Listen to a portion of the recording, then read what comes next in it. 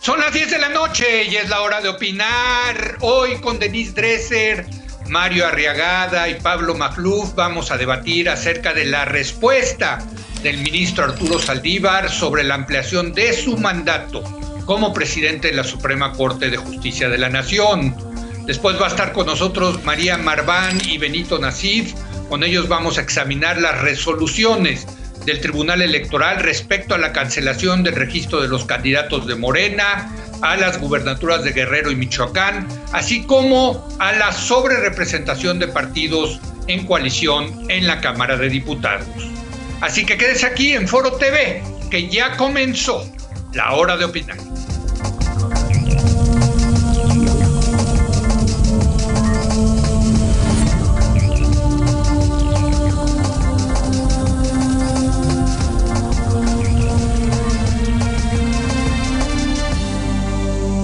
Muy buenas noches. En breve se va a publicar en el Diario Oficial la ampliación del mandato del ministro Arturo Saldívar como presidente de la Suprema Corte y del Consejo de la Judicatura. Se da entonces cuando arranque el plazo para que se puedan interponer acciones de inconstitucionalidad. Precisamente la oposición en la Cámara de Diputados ya prepara este recurso, debido a que el artículo transitorio contraviene, según ellos, la Constitución y compromete la independencia del Poder Judicial. Por su parte, el ministro Saldívar dijo ya en su columna en el diario Milenio que de haberse pronunciado hubiera implicado adelantar su criterio sobre la constitucionalidad de una ley y aseguró que el fallo del máximo tribunal del país deberá de respetarse. Para debatir la respuesta del ministro Saldívar, que ha sido muy polémica, muy controversial, saludo a Denise Dresser. Denise, ¿cómo estás? Muy buenas noches. Hola, buenas noches. Pablo Magluf, muy buenas noches. Muy buenas noches, Leo. Buenas noches a todos. Y Mario Arriagada. Mario, ¿cómo estás? Buenas noches. Comencemos contigo. Buenas noches, Leo, Denise, Pablo, ¿qué tal? ¿Cómo están? Ok, me toca empezar entonces. Bueno, miren, déjenme tratar de leer las pistas en esta historia que ya se ha discutido mucho, pero que sigue llamando a la perplejidad. Y mi perplejidad empieza por la misma existencia de este artículo transitorio que es de gran ambición y a la vez es muy torpe. Pretende contravenir la Constitución no solo transitoriamente, sino en una ley secundaria, como una especie de truquillo de por si no se dan cuenta, igual es chicle y pega, lo voy a meter por aquí. Así que la pista número uno que yo leo es que es claramente de una torpeza legal manifiesta. Oye, por la puerta, la mismísima definición de por la puerta de atrás, ¿no? Tal cual, o sea, apareció mágicamente como si fuera un espectro nocturno de un diputado del Verde que fantasmagóricamente la introdujo en la redacción y se retiró lentamente de regreso a las sombras, de donde no ha vuelto a salir, Leo. Sin embargo, como ya va quedando claro, yo creo que el autor del ambicioso transitorio fantasma fue en realidad la Presidencia de la República. Y lo digo porque ayer en la desafortunada, es el calificativo que yo le daría a la entrevista con Carmen Aristegui, que tuvo el poderoso consejero jurídico de la Presidencia, el señor Scherer, dio ahí un reconocimiento tácito, yo creo que muy obvio, a la proveniencia de este transitorio. Entonces, el contenido de esa entrevista dejó ver que la justificación de Scherer, más que un argumento legal, y eso yo creo que es lo desafortunado de esa entrevista, era un argumento político en el mejor de los casos. Por ejemplo, cuando declara a Saldívar como una condición necesaria para poder implementar la reforma anticorrupción, que es un argumento no legal, es un argumento político y que se debe discutir como tal. Pero la justificación, después dio otra que me pareció en la que él se pone más como apasionado, que es la justificación personal, que no le veo lugar para nada, ni siquiera política, que es cuando explica que la Suprema Corte hace 15 años le falló a AMLO con lo de aquel famoso predio que lo llevó al desafuero, lo que es no solo legalmente insuficiente. Dar este argumento se quiere hacer pasar como un acto de justicia personal para el presidente, que se pase este transitorio, y no entiendo cómo podría ser legítimo, incluso desde una lógica de justicia, no solo de leyes, como nos invitan a pensar, que esto pudiera ser una suerte de pago de reciprocidad por algo que ocurrió hace 15 años. violaron la Constitución contra mí y ahora en pago la violarán por mí. Y eso le llamaremos justicia. Eso es lo que Scherer parece sugerir ayer. No tiene ni pies ni cabeza. La explicación que me suena más plausible es que el intento, por torpe que sea, es realmente para tratar de suavizar los múltiples litigios de constitucionalidad pendientes sobre varias de las iniciativas presidenciales. Quizá ahí puede ser que Scherer ve en Saldívar a un interlocutor en esos procesos que se anuncian ríspidos. No me queda claro que Saldívar quiera seguir siendo esa persona que está en constante camisa de 11 varas, porque esta es una más, varias veces ha estado en posición de incomodidad, tratando de llevar la agenda de estos asuntos ríspidos. Entonces, ¿qué pensar de la neutralidad de Saldívar al respecto? Pues, ¿es responsable o se debe especular y ser sospechosista al respecto? Pues yo creo que me parece lógico darle el beneficio de la duda a Saldívar, porque ha tenido una carrera bastante impecable en la Suprema Corte, en mi opinión, incluyendo oponerse a la extensión de periodos extras para los consejeros del INE durante el tránsito del IFE al INE. Entonces, ¿con qué consistencia jurídica se atrevería ahora a aceptar una extensión que va en espíritu contrario a sus votos y posiciones jurídicas del pasado? Yo creo, Denise, que por la carta que envió el ministro presidente, por las entrevistas que ha dado, por su artículo en la columna Milenio, lo que nos está dejando entrever es que él cree que esto no va a pasar, que yo creo que la Corte lo va a parar y que en todo caso él no va a ser, él no se va a quedar 2 años más como presidente de la Corte, pero no sé qué opinas tú. Quisiera empezar antes, sumándome a la interpretación de Mario sobre esta iniciativa. Me parece que es totalmente Palacio. Fue concebida, instrumentada por un presidente que busca consolidar su poder, aunque sea inconstitucionalmente. Y él mismo lo ha constatado en las mañaneras, argumentando que se justifica extender el plazo de Arturo Saldívar para asegurar la transformación. Y creo que el mensaje no podría ser más claro. Los fines justifican los medios, se vale usar mecanismos antidemocráticos para obtener resultados López Obradoristas, se vale colonizar a las instituciones con cuates si son sus cuates. Y las intenciones del presidente me parecen tristemente obvias, son idénticas a las de cualquier líder con pulsiones autoritarias que busca concentrar el poder. Para argumentar que así defiende a los pobres, combate a las élites, mantiene al margen a la derecha. Y el problema es que no le preocupa emular las peores prácticas del peñanietismo, como lo fue la corte de cuotas y cuates con Medina Mora, y no le parece grave atropellar la división de poderes y usar a la Constitución como papel de baño y asegurar una corte cortesana si de transformaciones épicas se trata. Ahora, con respecto al ministro Saldívar, él ha tenido una gran trayectoria, Mario, y fue un ministro al cual aplaudimos cuando manifestó su independencia en el caso de la guardería ABC, en el caso de Florence Cassés, pero también, y esto es lo que me preocupa, ha mostrado afinidades selectivas en los últimos 2 años. Ha manifestado con frecuencia su lealtad al presidente, a su proyecto, ostensiblemente para defender al Poder Judicial de intromisiones peores. Ha apoyado iniciativas palaciegas como la consulta para enjuiciar a los expresidentes. Acuérdense cómo la arregló la Suprema Corte para que procediera. Con el objetivo de supuestamente blindar a la Corte de esfuerzos más agresivos para controlarla. Ha promovido una política de apaciguamiento para evitar la confrontación. Y a mí también me parece consternante que su respuesta sea... Porque él podría haber frenado esto. La gran pregunta es cómo llegamos hasta aquí. Y el artículo que publicó tratando de justificarse o de defenderse en Milenio, me parece que malinterpreta la situación. Nadie le estaba pidiendo, como él argumenta, que descalificara a otro poder. estaba pidiendo que se sometiera a aquellos que piden sangre. Él construye un argumento de paja para después poder deslindarse, cuando lo único que se esperaba era un argumento institucional diciendo con claridad que el Poder Legislativo estaba emprendiendo una acción claramente inconstitucional. No tenía que pelearse, no tenía que ser agresivo, nadie le exigía que hiciera eso. Pero el silencio que mantuvo le ha permitido al presidente definir la narrativa en sus términos. Me parece que Saldívar ha estado jugando con fuego al usar esta ambigüedad, al refugiarse en la ambigüedad.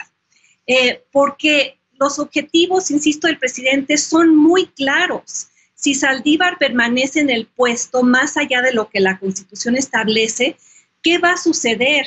Se pueden desechar acciones de inconstitucionalidad que cientos de organizaciones han promovido.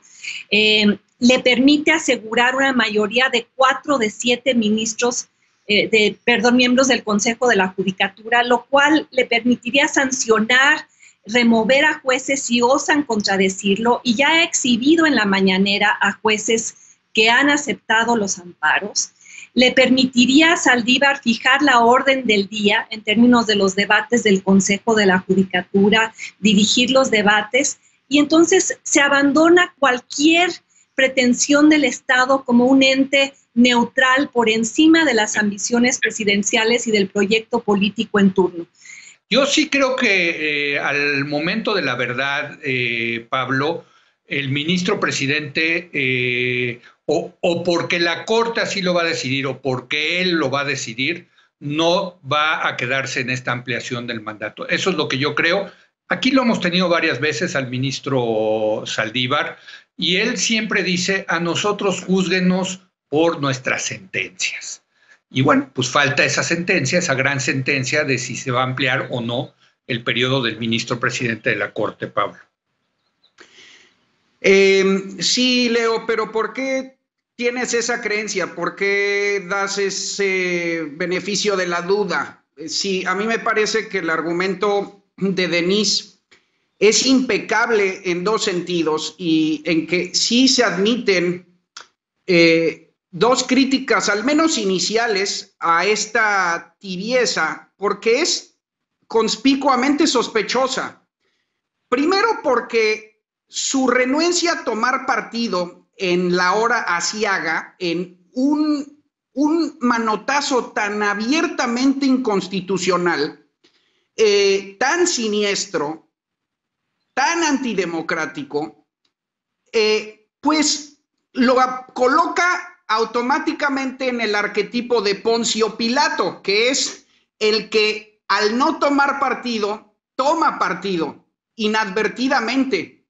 Es lavarse las manos en la hora señalada. Al menos en cuanto a la certidumbre de la opinión pública, en cuanto a la certidumbre de los otros poderes y de los actores de poder y de las reglas de juego. Es decir, tu beneficio de la duda es discutible, pero lo que verdaderamente está en riesgo es la investidura de la institución y sobre todo de la calidad del ministro. En ese sentido concuerdo totalmente con Denise. Y segundo, porque él ya en numerosas ocasiones se había descalificado de esa famosa neutralidad. No solo lo que añade Denise, lo que enumera Denise. A mí me parece que la más grave es que de entrada en el sexenio, abriendo la puerta, Saldívar tiene una interpretación de la elección como un mandato popular para la Corte. Recuerdan que es una declaración que criticamos mucho aquí porque veía a la Corte como un receptáculo de la voluntad popular cuando, según recuerdo, nuestra interpretación, según la tradición de Madison, era que la Corte tenía que defender la Constitución, no importaba cuál fuera la voluntad electoral, precisamente porque el designio de la Corte es ser un contrapeso en ocasiones contra las mayorías despóticas. Entonces, fue el propio Saldívar que desde entrada se descalificó de esa posición neutral. Ahorita, por principio, no le podemos creer. Lo que termine pasando es otra cosa, pero el daño está hecho. En eso concuerdo absolutamente con Denise. No, yo no estoy de acuerdo. Lo que termine pasando va a ser fundamental para esto. Claro. No, bueno, pero estamos analizando la carta del ministro y eso entraña toda una serie de actitudes republicanas, de virtudes que quisiera yo discutir en mi segunda intervención y de trastornos de nuestra cultura política que también están en juego. Yo también escuché la entrevista que le hizo Carmen Aristegui ayer al consejero jurídico de la presidencia, Julio Scherer, Mario, y creo que hay una coincidencia tanto en Scherer como Saldívar de decir, espérense, esto todavía no termina, vamos a hacer el juicio final hasta que esto termine. Y creo que ahí está el quid del asunto, ¿no? Si nos tenemos que esperar o no nos tenemos que esperar, o ya se tardó, por lo menos el ministro Saldívar, de tomar una postura, Mario. Bueno, ahí está el quiz de interpretar si esto es o no un argumento legal o una jiribilla política. Esto da pie a pensar que es una jiribilla política sin ningún argumento legal detrás con el que podrían ganar fácilmente. Y si la evaluamos como jiribilla política, yo pienso que es tan intrascendente, es tan mala, que no hay ningún quiz detrás de ella. Así que la neutralidad es básicamente un no tema, yo creo, por el momento. Porque sí hay un pequeño argumento que favorece el hecho de que Saldívar se excuse por conflicto de interés. Eso está hasta regulado, me parece que se lo escuché al ministro Cosío, que así es como debe ser. Aunque podría, sí, y estoy de acuerdo con los demás, decir bajita la mano, sin voz confrontadora, suavemente, que con claridad, que él no va a extender su mandato, aunque se le ofrezca, ¿no? Aunque exista esa posibilidad y la voten sus colegas. Podría ayudarnos con eso. Sin embargo, no veo el quid ahí. El quid va a estar en la votación. El quid es la votación y ojalá eso no pase. Y esto me sirve para avanzar la discusión, a tratar de contestar algunos de los puntos de Pablo. Por un lado, veo que ahora usa una nueva referencia bíblica, ya no apocalíptica, sino la de Poncio Pilatos. Me encanta que sigamos hablando con referencias bíblicas y también celebro que hayamos pasado del Viejo Testamento al Nuevo. Siento que nos va a ayudar a pasar de la versión apocalíptica a una más amplia. Entonces, sobre esto quiero hablar de lo que pienso sobre algunas de las interpretaciones apocalípticas que ha habido sobre esto, que es una pulsión autoritaria o si es fascismo o no. Y en esto quiero decir que lo leo de otra manera, pero por las siguientes razones, que es lo importante. No sé si es suficiente, pero quiero pensar así. Entonces, se podría indicar un ánimo, y eso es una de las cosas que se ha leído, que esta extensión del periodo del ministro Saldívar podría pretender después convertirse en una extensión del periodo de López Obrador. Esto podría ser verdad o no serlo, es algo que se especula. Tiendo a pensar que no es indicativo lo uno del otro. Sin embargo, considero que es generalmente malo para la buena reputación de esta administración que permita o ocasione este tipo de especulaciones. Muy malo. Sobre todo porque ya en el pasado AMLO ha dicho con toda claridad que de ninguna manera extenderá su periodo. Muchos lo recordamos, muchos le creemos en eso. Entonces, ¿por qué mandar una señal encontrada en esto? No lo entiendo. ¿Será que es muy importante? Bueno, pues hay otra lectura que quizá me ayuda a conciliar estas contradicciones. AMLO dijo en la mañanera que le parecía bien esta extensión anticonstitucional porque nadie como Saldívar podía llevar a buen fin la reforma al judicial, y en particular el proyecto anticorrupción, ¿no? De lo que hablábamos. Que si no era él... El hombre imprescindible, ¿no? El hombre imprescindible. Que si no era él, podía ser capturado por la corrupción si otro fuera el presidente de la Suprema Corte. Esa es la implicación. Algunos han interpretado en esto un escándalo asociado a la idea de la indispensabilidad que dices, Leo, de una persona como justificación de un acto ilegal y ahí la pulsión autoritaria. El problema más que ahí yo lo veo en el hecho de que AMLO ya nombró 3 nuevos ministros, sí, no, 3, y ahora resulta que todos le parecen capturables, corrompibles. Entonces, ¿con qué criterios los nombró? No se tomó en serio el nombramiento, ¿o qué? Que ahora no puede confiar en sus propios ministros. Así que lo leo no como compulsión autoritaria necesariamente, sino con una obsesión con sus hombres de confianza. O sea, no creo que no confíe en los otros tres, pero se atreve a desdeñarlos y mancharles el nombre así casual en la mañanera a sus propias personas por insistir en que él quiera a sus hombres de confianza y que estire la liga y que el señor Scherer haga el ridículo, es tratando de explicar, pero él quiere, y así tanto Saldívar como Salgado, aunque los dos personajes no tengan nada que ver uno con el otro y sean absolutamente incomparables, detrás se adivina un mandato presidencial de insistir en los hombres de confianza más que en construir con los otros aliados de su coalición una institución y un proceso institucionalizado legal para su cuarta transformación que dure en el tiempo. Parece que eso no es algo que considere en esta obsesión por sus hombres de confianza. Esa es mi lectura. No es la lectura de la pulsión autoritaria, fascista, que está capturando la institución entera porque tiene planes de quedarse en el poder. Hay una diferencia. Las dos son críticas, pero son diferentes. Denise. Mario, me desconcierta tu postura. Decir que es una cosa distinta apostarle a los hombres de confianza que demostrar pulsiones autoritarias. Alguien que no cree en las instituciones es un demócrata. Alguien que no cree en las leyes es un demócrata. Alguien que no cree en la Constitución es un demócrata. Y regreso al punto inicial. Cuando el consejero jurídico y Arturo Saldívar nos dicen, espérense, ¿por qué nos colocan en esta situación? Este gobierno de especulación constante.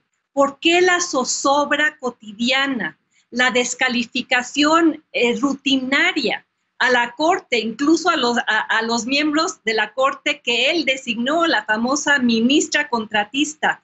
La descalificación esta mañana al tribunal diciendo que era un golpe a la democracia, la decisión sobre Salgado Macedonio. La descalificación al INAI por parte del presidente hoy en la mañanera diciendo que se había creado para defender a los grandes intereses de México. Si eso no les queda claro que sea un patrón, sí, me parece que estamos abdicando a nuestro papel de analistas, que es ir juntando los puntos, conectando los puntos para retratar la coyuntura. Y al hombre, el hombre que piensa que las transformaciones solo se hacen con grandes hombres al frente de grandes transformaciones épicas. Y eso solo se logra, pues, empujando los límites legales, desconociendo la Constitución y con hombres de confianza. Ahora, ¿por qué Saldívar es su hombre de confianza? Y esa creo que es la pregunta medular. ¿Qué ha hecho Saldívar para merecer la confianza de López Obrador por encima de cualquier otro ministro de la Corte? Pues ha tuiteado en favor de intelectuales de la 4T, fue a Santa Lucía el día que se inauguró el aeropuerto para validarlo, fue a un evento del presidente en Baja California sobre Trump y política exterior, e incluso hizo público el hecho de que Felipe Calderón lo había presionado tratando de intervenir en la decisión de la Corte en el caso de Florence Cassés. Entonces... Pero, Denise, perdón que te interrumpa, Denise, y es muy importante todo esto que dices y me encanta el argumento de que por qué nos tienen que tener esperando. Pero regreso al tema, todos los eventos que tú dices son muy criticables para el ministro, pero otra vez, él lo que dice es, júzguenme por las sentencias. Y ahí, la verdad, otra vez tenemos que esperar porque las sentencias que tienen que ver con las leyes de la 4T, pues todavía está por verse qué va a decidir la Corte, Denise.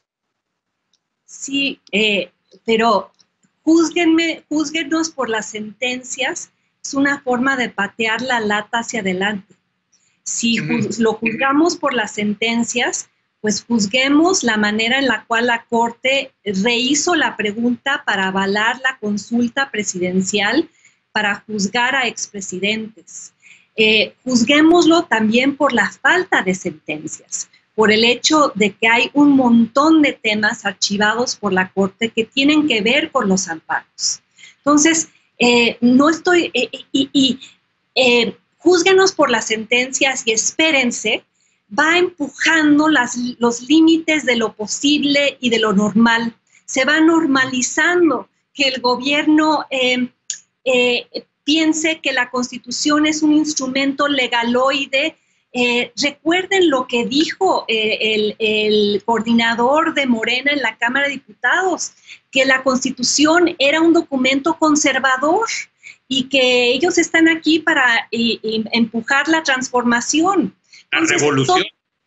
Se va normalizando ese lenguaje y al no establecer, aunque sea un límite verbal claro, que no tiene que ser peleonero, ni antagónico, ni grosero, el ministro contribuye a este contexto de especulación, de incertidumbre, de cuáles son las reglas verdaderas y si se pueden redefinir en función de un proyecto político.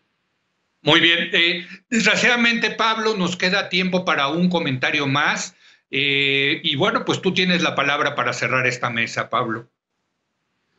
Sí, yo también, a mí también me desconcierta la interpretación de Mario, porque pues pareciera que necesitamos gulags para verdaderamente declarar la amenaza ya concreta.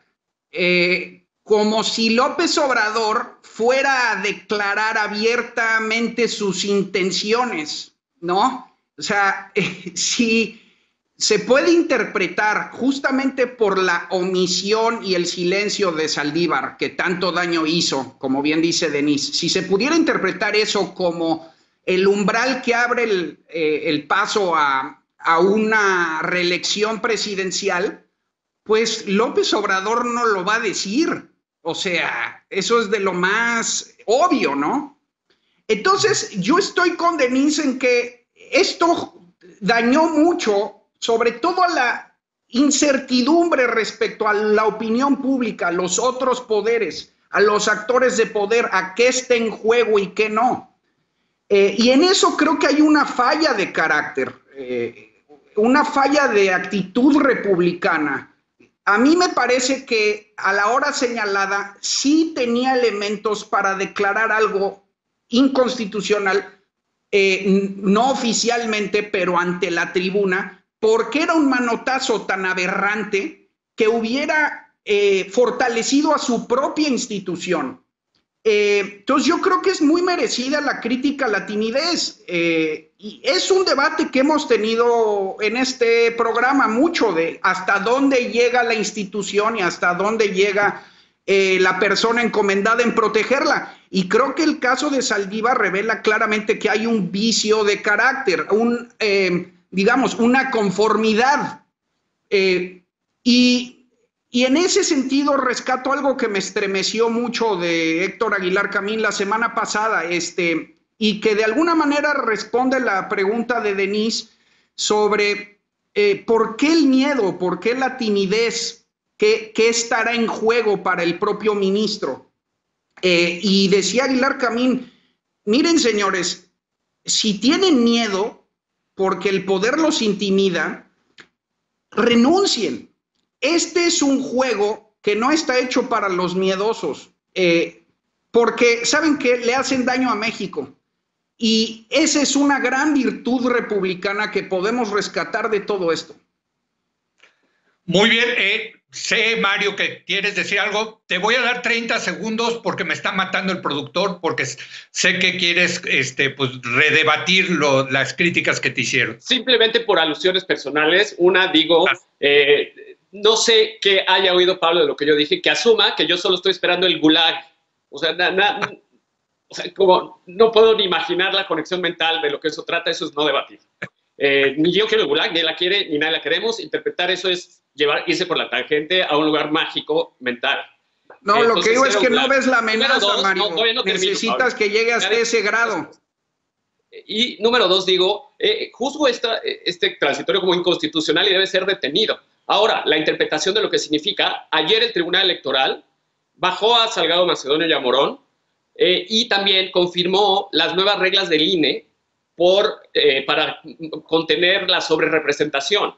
Creo, y el partido Morena aceptó e inmediatamente dijo que acataba. Hace semanas estuvimos varios días diciendo que la democracia se estaba muriendo y todavía no llegaba la sentencia. Llegó la sentencia y Morena acató. Eso lo vimos ayer. ¿No es eso para ustedes una señal que hay que esperar por la sentencia? Antes eso de normaliza el triunfo del fascismo y la caída de la democracia. Con esa pregunta cierro para que lo sigamos discutiendo. A la próxima. La democracia no estaba muerta, andaba de parranda. Sé que Denise y Pablo quieren hablar. Cambiar todo el tiempo. Dejémoslo para la semana que entra. Si les parece, este tema de si ha muerto o no la democracia o está en proceso de muerte, o con las decisiones del Tribunal y del Instituto Nacional Electoral. Perdón, pero se nos acabó el tiempo. Gracias, Denise. Gracias, Pablo. Gracias, Mario. Nos vemos la semana que entra. Muy buenas noches. Gracias. Y precisamente para hablar de estas resoluciones del Tribunal Electoral ayer, vamos a tener a dos expertos electorales, dos ex consejeros del Instituto Nacional Electoral. Me refiero a María Marván y Benito Nasif. Regresamos en un momento más.